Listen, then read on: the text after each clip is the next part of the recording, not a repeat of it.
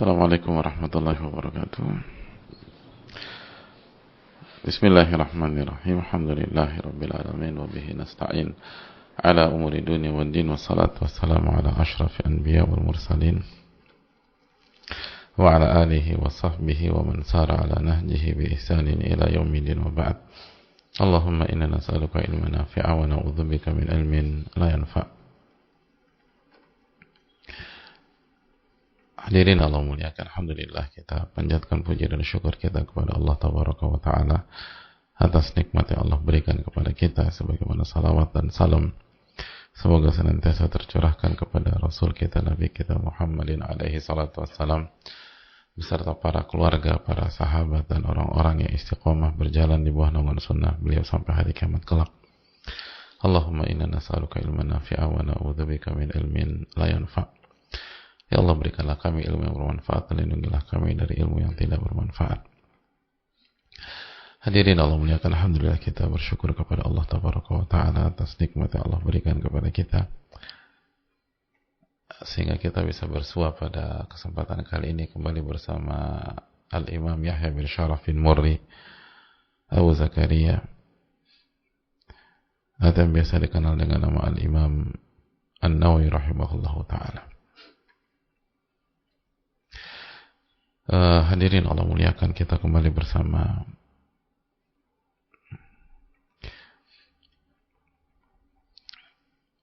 Riyadhus Shalihin dan pembahasan dalam Birrul Walidain wa Wasilatul Arham.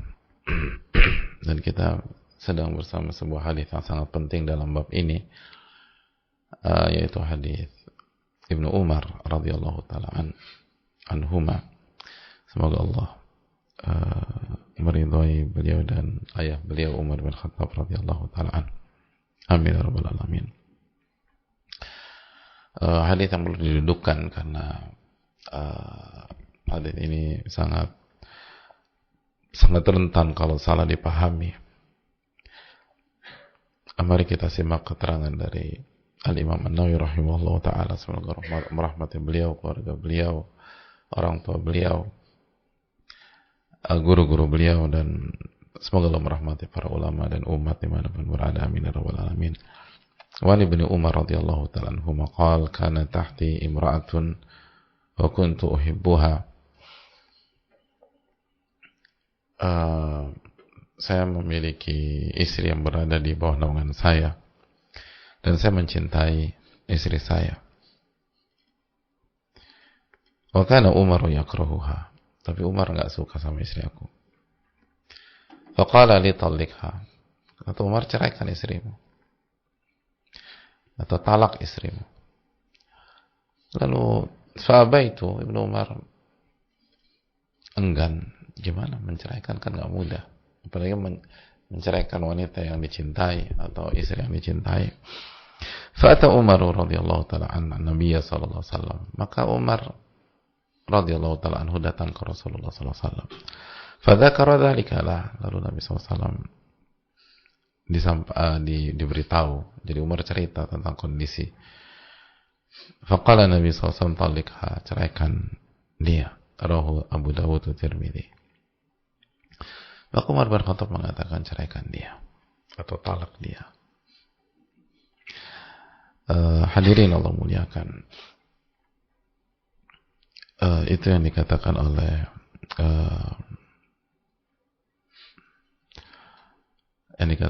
Umar bin Khattab, atau yang dikatakan oleh Nabi SAW ketika mendapatkan keterangan dari Umar bin Khattab radhiyallahu ta'ala. Dari hadis ini lahir sebuah pertanyaan besar, apabila orang tua meminta anaknya untuk menceraikan istrinya, apakah anak harus mentaati perintah orang tua tersebut?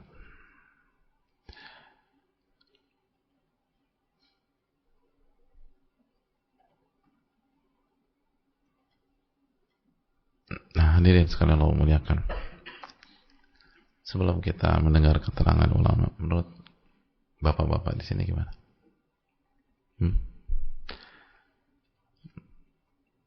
Kalau orang tua menyuruh menceraikan istri, taat apa enggak? Hmm? Taat apa enggak? Ini dirasa, ini bukan fatwa ya. Jadi ini proses belajar aja. Menurut ini taat apa enggak?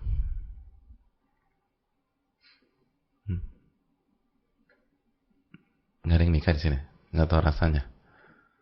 Berat loh. Kita sayang sama istri kita, tiba-tiba ayah kita tiba kita bilang ceraikan istri kamu. Ada yang mikir aja, nggak bisa dipikirkan. Antum nggak pernah tahu rasanya kayak gimana. Mana sih yang tahu rasanya gimana? Hadirin Allah muliakan.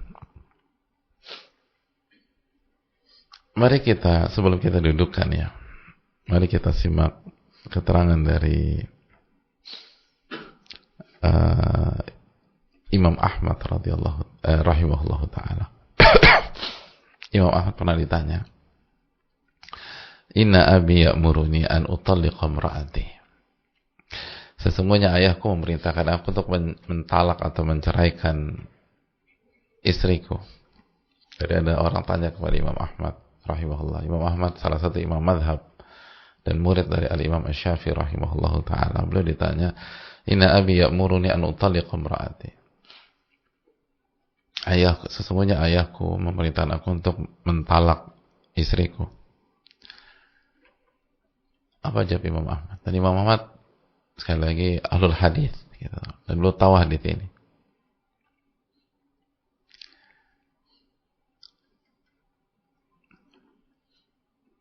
Kata Imam Ahmad, la tutalikha, jangan talak istrimu. Jangan talak istrimu. Lihat jawaban Imam Ahmad. Coba bandingkan kalau ada orang baru ikut kajian beberapa saat, tiba-tiba baca hadis ini, bokap gue suruh gue talak istri gue nih bro, gimana? Talak bro. Wah, lu gak ngaji sih. Kemarin baru pembahasan hadis Umar. Oh, lo dengar keterangan Ustadz, gue tidur sih, tapi gue baca sekilas hadisnya. Umar suruh talak, anaknya gak mau, lapor ke Nabi SAW, kata Nabi talak bro, sami'na wa ta'na. Hadirin Allah muliakan, lihat bagaimana Imam Ahmad, la tutalikha, jangan talak dia. Lalu dijawab sama orang ini, si penanya, alaysa Umaru amara ibnahu Abdullah an yutalliqa imra'atah. Bukankah Umar memerintahkan anaknya Abdullah untuk mentalak istrinya? Artinya dibawakan hadis ini. Kan ada hadis Ibnu Umar. Lalu Umar lapor kepada Nabi sallallahu alaihi wasallam. Lalu kata Nabi sallallahu alaihi wasallam, talak istrimu, ceraikan istrimu. Apa jawab Imam Ahmad?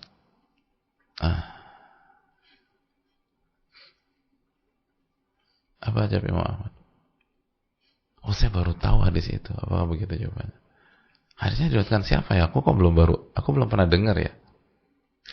Kata Imam Ahmad, hatta yakuna abuka mithla Umar. Oh, jadi kamu mau menceraikan istrimu karena perintah ayahmu? Boleh, namun syaratnya ayahmu itu seperti Umar bin Khattab radhiyallahu taala. Ayahmu itu seperti Umar bin Khattab. Jadi kalau ayahmu seperti Umar, nurut, talak istri. Apa maksudnya? Kata la tutalikha bi amri. Jangan talak istrimu karena perintah ayahmu. Sampai ayah Anda itu seperti Umar bin Khattab dalam memandang sebuah masalah dan membaca sebuah masalah. Dan imannya, ketakwaannya itu tinggi. Dan tidak mengikuti hawa nafsu, bukan baper, bukan tersinggung secara pribadi, bukan ya. Kata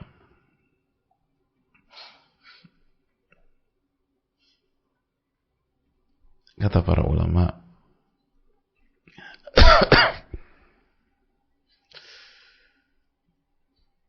mereka mengatakan bahwa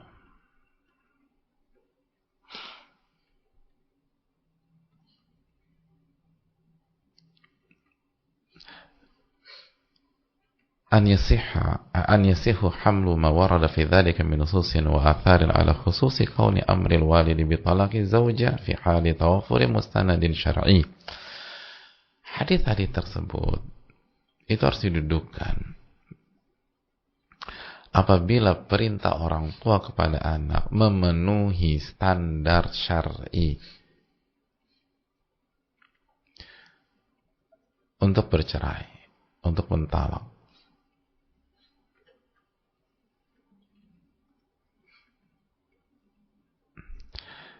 La li mujarradi nufuri minha, bukan karena sebatas orang tua yang nggak suka sama mantunya atau menantunya. Awil karahati li hawa atau meli nafas, atau nggak suka karena hawa nafsu, atau ya personal aja nggak suka gitu.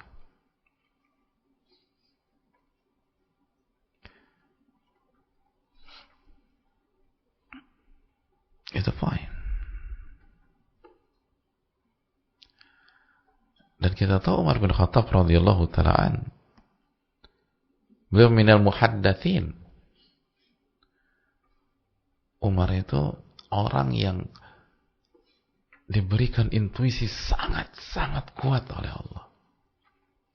Karena ketakwanya luar biasa. Imannya luar biasa. Dan kita tahu bahwa beberapa saran, arahan dari Umar bin Khattab dibenarkan oleh Allah dengan menurunkan ayat seperti itu. Khamar misalnya. Pengharaman khamar.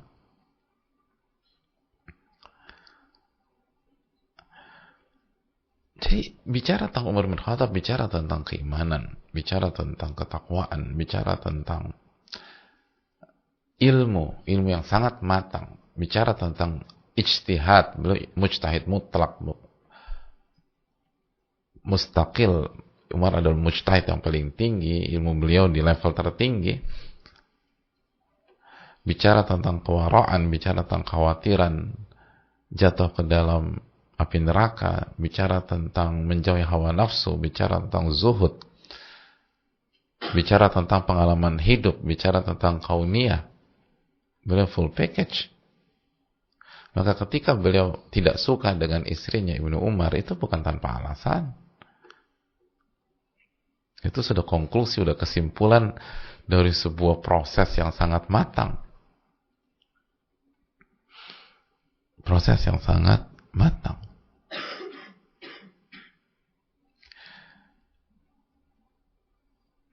Ditambah lagi, ini bukan hanya sebatas atau berhenti sampai Umar. Umar lapor ke Rasulullah SAW dan Rasulullah SAW mengamini, talik, ceraikan dia.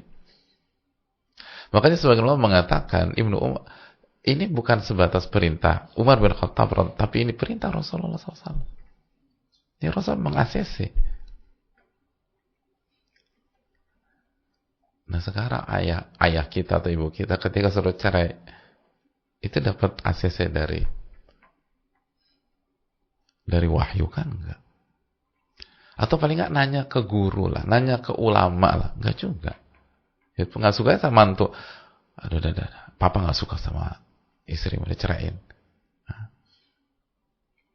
Enggak tahu dalil, enggak tahu hadis, enggak tahu Quran, enggak tahu segala macam. Ini kan enggak bisa disamakan dengan Umar bin Khattab radhiyallahu ta'ala. Dan ketika Ibnu Umar enggan, bukannya marah, bukannya emosi, bukannya kesal, bukannya ngamuk-ngamuk, tapi kembali ke dalil, kembali kepada Rasulullah SAW dan menyampaikan. Artinya kita tahu kalau Nabi SAW mengatakan sebaliknya, Umar akan nurut. Radhiyallahu ta'ala. Ini sosok yang sami'na wa ta'na waqaf. Amamal adillah, kata para ulama, beliau itu orang yang nggak mau offside kalau sudah berhadapan dengan ayat atau hadis Nabi SAW. Nah pertanyaannya, orang tua kita seperti itu apa tidak? Atau kita sebagai orang tua ketika meminta anak kita bercerai seperti itu apa tidak?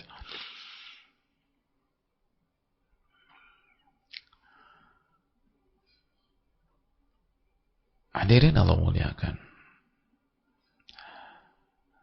Itulah keterangan para ulama. Makanya mengatakan ini bukan hanya Imam Ahmad saja.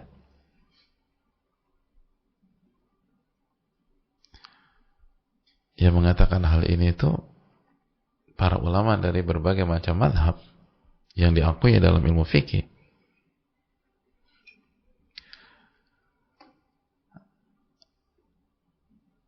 Diakui dalam ilmu fikih. Mereka mengatakan pernikahan, khususnya pernikahan dan khususnya perceraian, itu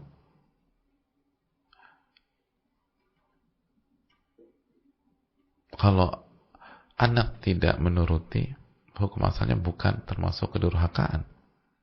Bagaimana kita simak keterangan Syekhul Islam? Laisa li ahadi al-abawain an yulzim al-walada binikahi man la yurid. Wa innahu idza tana la yakunu aqan. Tidak salah satu dari orang tua, baik ayah maupun ibu, tidak punya hak untuk mewajibkan atau memaksa atau memerintahkan seorang anak menikahi orang yang dia tidak inginkan.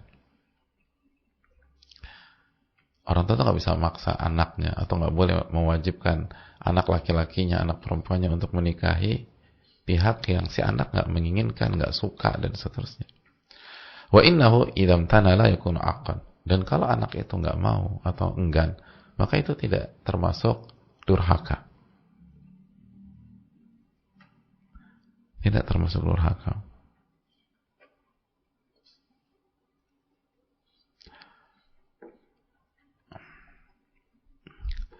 Itu pada dasarnya masalah pernikahan. Orang tua ini bukan ranah orang tua itu memaksa atau memerintahkan, mewajibkan dan menggunakan powernya sebagai orang tua, bukan. Makanya kita perlu ilmu. Apalagi talak atau perceraian. Kata Al-Qarafi, salah satu ulama Malikiyah, "Falau kana mutazawwijan biman yuhibbuha," apabila seseorang menikah dengan seorang wanita yang ia cintai, fa amarahu bi talaqiha,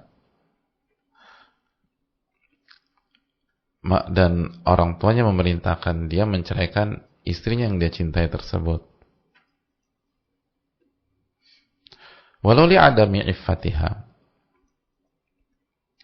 walaupun ada masalah dalam ifahnya, falam yamtathil amrahu la ithma alaih, lalu anaknya tidak nurut kepada perintah orang tua, la ithma alaih, tidak ada dosa bagi anak. Kata Al-Qarafi rahimahullah.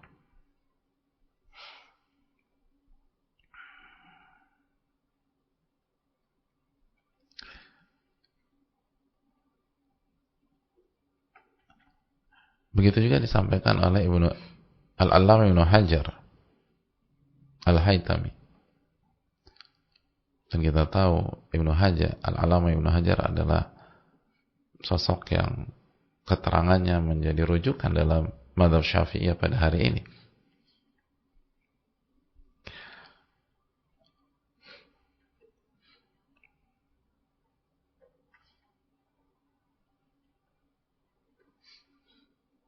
Beliau sampaikan, "Falau kana mutazawwijan biman yuhibbuha," apabila seseorang menikah dengan istri yang ia cintai, fa amarahu bi talaqiha, dan orang tuanya memerintahkan untuk menceraikan atau mentalaknya, walau li adami iffatiha, walaupun ada atau tidak ada atau ada masalah dalam masalah iffah, falam yamtathil amrahu la ithma alaih, dan anak itu tidak mengikuti, maka dia tidak berdosa.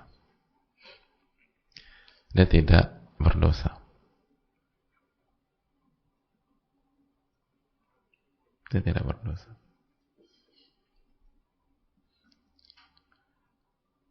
Dia tidak berdosa.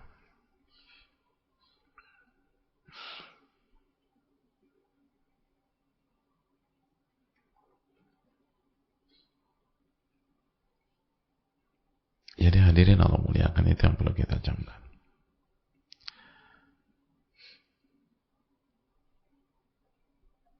Makanya sebagian ulama mengatakan seperti Syekhul Islam, apabila seorang ibu memerintahkan anaknya menceraikan istrinya, kata beliau, la yahilu lahu an yutalliqaha. Si anak tak boleh menceraikan istrinya sebatas itu hanya karena dengan dalih, atau sebatas itu dalihnya perintah ibu. Bal alaihi an yabirraha wa laysa tatriku imra'atihi min birriha. Namun di waktu yang sama dia harus tetap berbakti sama orang tuanya. Lihat para ulama ya.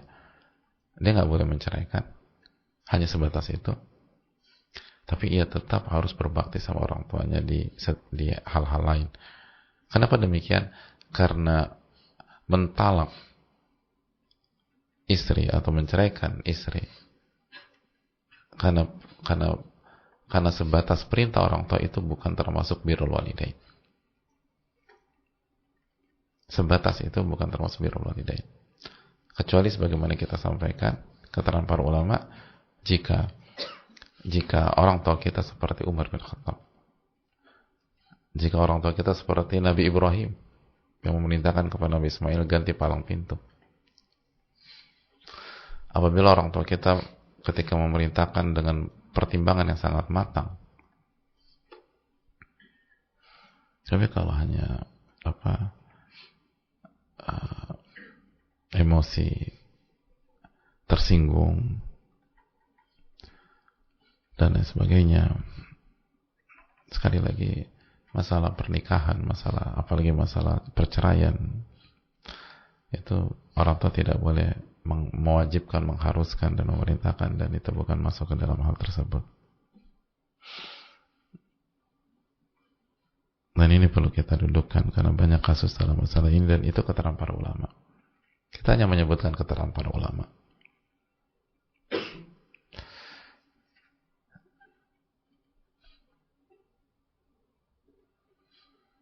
Allah Ta'ala misal.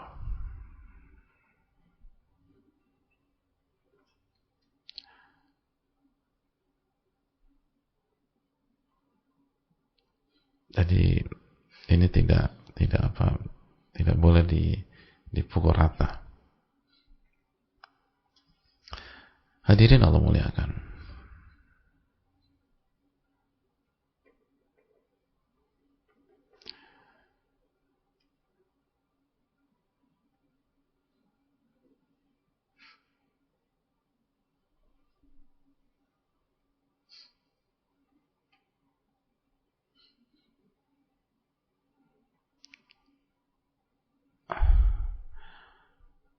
Jadi kalau kita mendengar dalil tentang ini, itu kita harus dudukan dengan keterangan para ulama di atas, dan mereka tahu dalil, dan mereka berusaha mendudukan dalil dengan tepat dan proporsional, dan begitulah para ulama kita.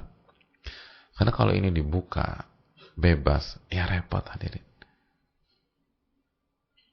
Maka pernikahan dan perceraian nanti akan dikembalikan ke hawa nafsu, ke emosi, ke amarah, ke ketersinggungan, bukan dikembalikan kepada dalil, ketakwaan, keimanan, dan kemaslahatan. Dan hadirin Allah muliakan,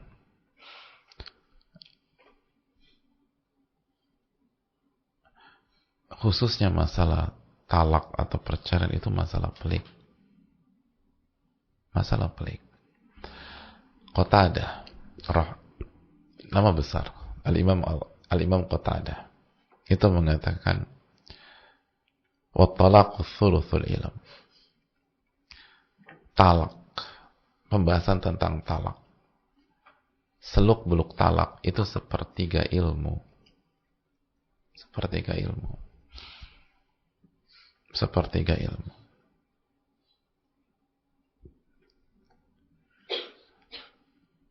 Artinya, ini bukan ranah orang awam. Ini bukan ranah orang umum. Dan sepertiga itu banyak, kata Nabi, wa-thulutsu katsir, sepertiga itu bagian yang sangat banyak. Jadi hanya orang-orang yang punya ilmu yang dalam yang bisa bicara masalah ini. Itu maksudnya. Bahkan nggak setiap guru atau ustadz atau itu bisa bicara masalah ini.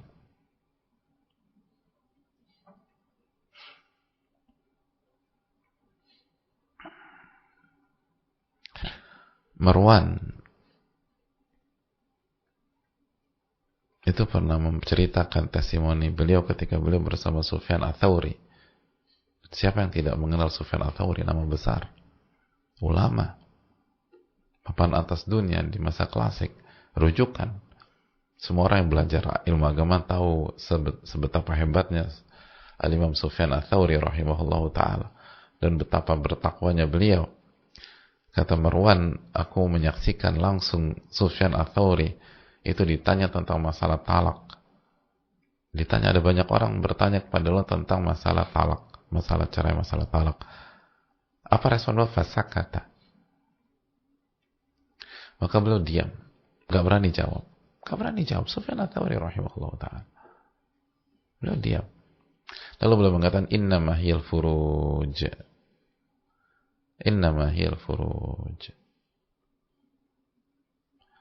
Ini masalah kehormatan. Ini masalah kehormatan.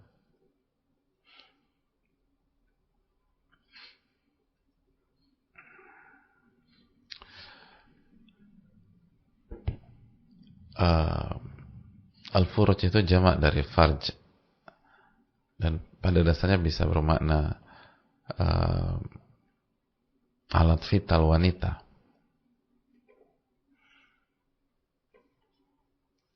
Tapi sebagai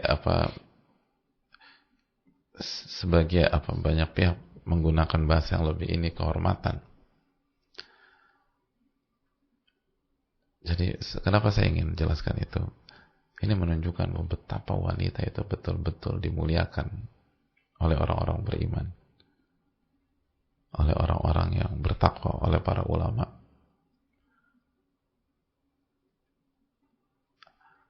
Dan siapa yang bilang wanita dimarginalkan dalam Islam? Artinya maksud mereka gini, innama hiyal furuj, maksudnya ini masalah kehormatan wanita. Karena masalah pernikahan, masalah talak, ini masalah-masalah seperti ini sangat berkaitan dengan kehormatan wanita. Dan wanita sangat mulia dalam Islam.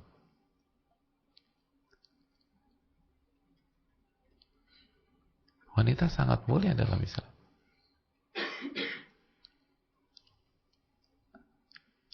Karena kalau misalnya masa pernikahan, begitu pernikahan dikatakan sah, maka kehormatan wanita itu halal bagi laki-laki tersebut. Kalau dikatakan sebaliknya, kalau dikatakan bercerai atau talak itu sah lalu tidak dirujuk, misalnya itu talak raj'i, atau misalnya sudah masuk talak bain, talak 3, maka kehormatannya tidak halal lagi bagi laki-laki yang sebelumnya jadi suaminya. Lalu lalu kehormatannya itu bisa halal untuk laki-laki lain yang mau menikah dia berikutnya setelah masalah iddah dan seterusnya. Nah, hal-hal seperti itu harus dijaga karena wanita sangat terhormat. Wanita sangat terhormat. Wanita itu bukan hal yang rendah, bukan barang, bukan ini, enggak, yang bisa jatuh ke pangkuan siapa saja, enggak. Makanya itu alasannya Sufyan Ats-Tsauri nggak mengatakan Ini susah banget nih. Enggak. Innama hiyal furuj. Ini masalah kehormatan wanita. Gak gampang masalahnya.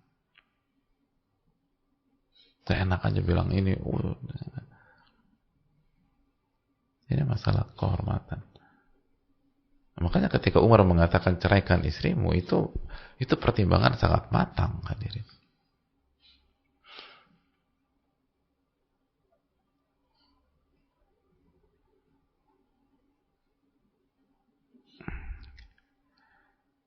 Itu yang perlu kita camkan. Muhammad bin Abi Tahir, beliau ditanya tentang masalah talak. Apa kata beliau? Sal ghairi, laisa li ufti fit talaqi bisyai. Tanya sama yang lain. Saya nggak berani berfatwa dalam masalah talak. Allahu Akbar. Nama-nama besar hadirin. Tanya yang lain. Saya nggak berani berfatwa dalam masalah talak.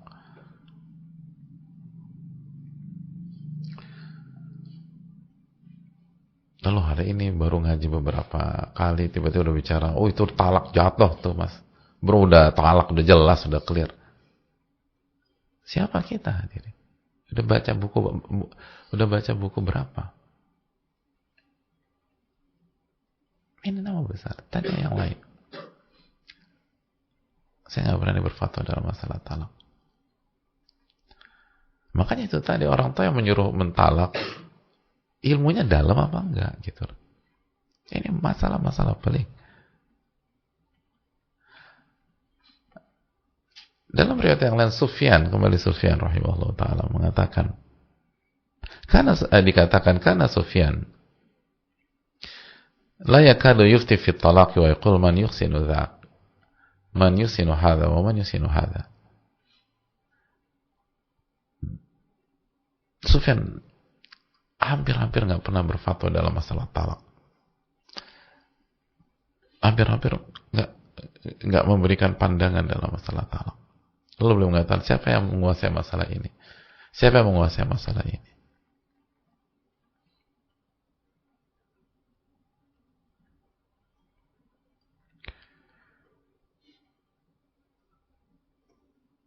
Hadirin Allah muliakan. Jadi beliau takut sekali dalam masalah talak. Takut sekali.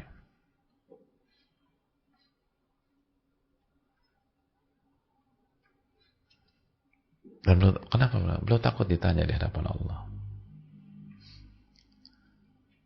Beliau takut ditanya di hadapan Allah. Kenapa ini? Apalagi ini masalah kehormatan wanita. Masalah kehormatan wanita adalah masalah yang sangat besar, sangat pelik, sangat rumit. Gak bisa hanya karena baper, karena sebel, karena kesel, atau mungkin ada miskomunikasi antara mertua dan mantu, udah ceraikan aja lah istri kamu. Gak sesimpel itu. Innama hiyal furuj, kata Sufyan Ats-Tsauri rahimahullah. Dan ini pelajaran bagi kita sekali lagi, penuntut ilmu, orang-orang yang belajar. Lihat bagaimana para ulama kita dalam warok mereka, dalam berbicara masalah agama, khususnya masalah pernikahan, masalah perceraian, masalah talak. Lalu bagaimana para ulama kita memuliakan wanita, memuliakan kehormatan mereka. Dan masalah kehormatan, masalah besar, masalah panjang, masalah pelik, masalah yang harus dibicarakan di atas ilmu, di atas ketakwaan, di atas kewaraan. Makanya itu yang tadi disampaikan, guru-guru kami mengajarkan masalah talak, masalah konflik rumah tangga dan seterusnya, itu tidak dibahas di forum umum secara umum. Itu dibahas di forum khusus, dan kalau bisa dua-duanya hadir sehingga bisa dikonfrontir, bisa didudukkan. Jangan hanya versi A, lalu versi B, versi suami, versi istri. Padahal ketika dikonfrontir ke suaminya nggak seperti itu, atau sebaliknya ketika ditanyakan ke istrinya nggak seperti itu. Masalah-masalah pelik hadir. Masalah kehormatan, masalah besar. Allah Ta'ala bisa. Makanya sekali lagi kata ini, makanya kenapa para ulama mengatakan masalah pernikahan, masalah cerai, dengan siapa wanita itu menikah atau dengan siapa laki-laki itu menikah, itu nggak bisa dipaksa oleh orang tua, nggak bisa diwajibkan atau diharuskan oleh orang tua. Dan ketika tidak itu, dan anak-anak punya hak untuk tidak mengikuti, tapi tetap berbakti sama orang tua, tetap, kata para ulama, dijelaskan tadi oleh Syekhul Islam, dijelaskan oleh para ulama.